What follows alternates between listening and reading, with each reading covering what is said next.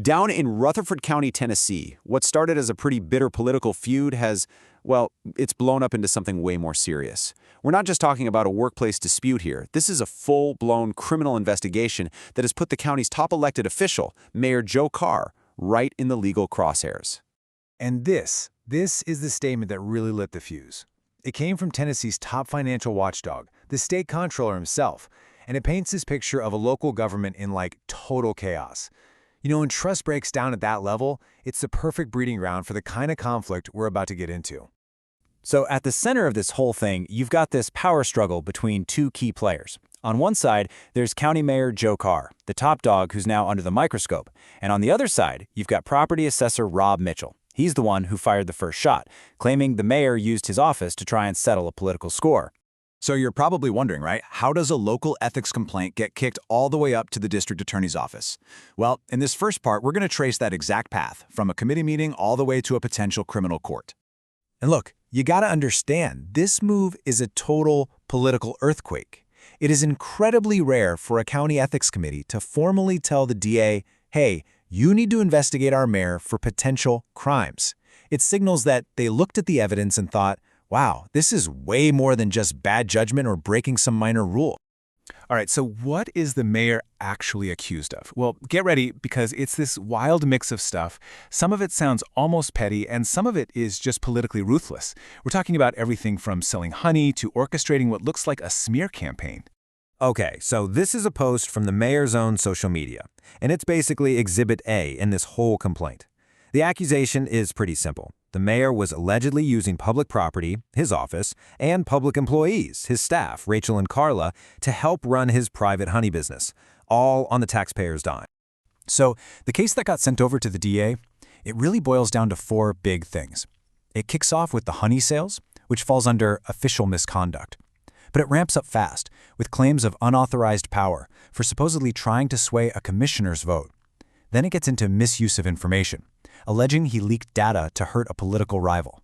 And it all wraps up with a pretty direct accusation of retaliation, where a county director supposedly called the complainant's boss just a few hours after the ethics complaint was filed. And here's where it gets really juicy. This is where the whole thing starts to look less like a random complaint and more like a coordinated political hit.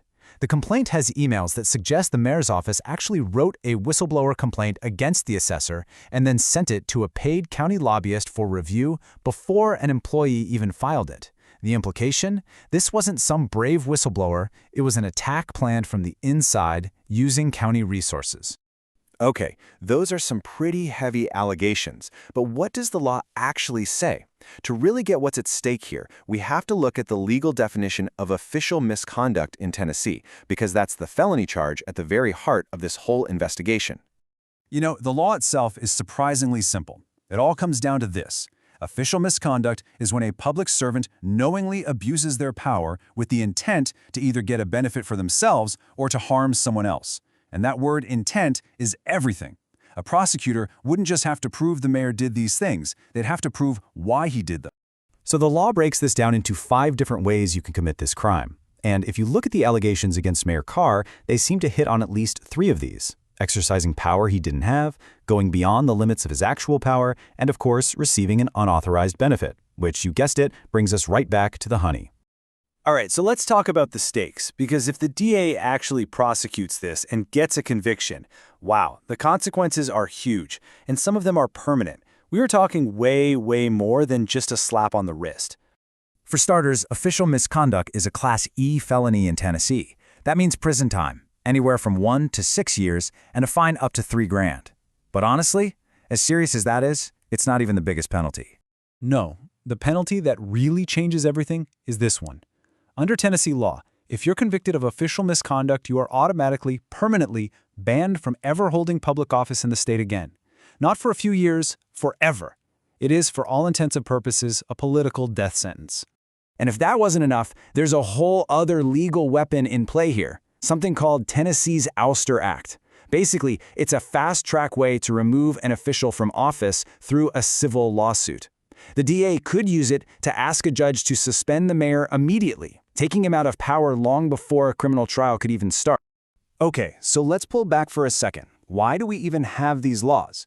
This whole mess really gets to the core of why ethics rules exist in the first place, and it's all about one thing: maintaining public trust in our government. And believe me, this isn't some new idea. We're talking over 100 years ago, all the way back in 1919. The Tennessee Supreme Court was already calling the Ouster Act a very drastic statute. They were warning that it should only be used in the clearest cases of wrongdoing.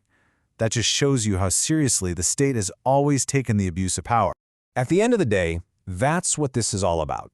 These laws are the guardrails. They're meant to make sure public office is used for public service, not for personal profit or for getting back at your political enemies. They're the legal foundation for the trust we're supposed to have in the people we elect.